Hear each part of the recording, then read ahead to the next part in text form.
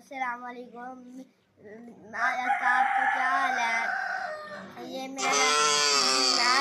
आज इसलिए मैं लेट उठा हूँ। ये हमारी सोलर प्लेटें हैं और वो मुर्गियों के अभी मुर्गियों को खोलना है। वो अभी मुर्गियों के दाने पड़े थे, मेरे छोटे भाई ने गिरा दिए और वो मुर्गियों का घर है। मेरा छोटा भाई रो रहा है, कहते हैं उसके पास गाड़ी है, कहते हैं आ जाओ खेलें इसके साथ। अब मैं खेलूँगा और अभी आ जाओ मुर्गियों का खोल।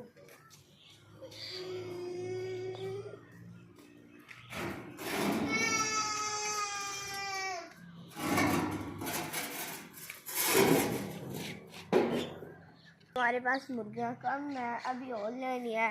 अभी हमारे पास 5 मुर्गियाँ हैं, 2 मुर्गे हैं, 1 मुर्गी है,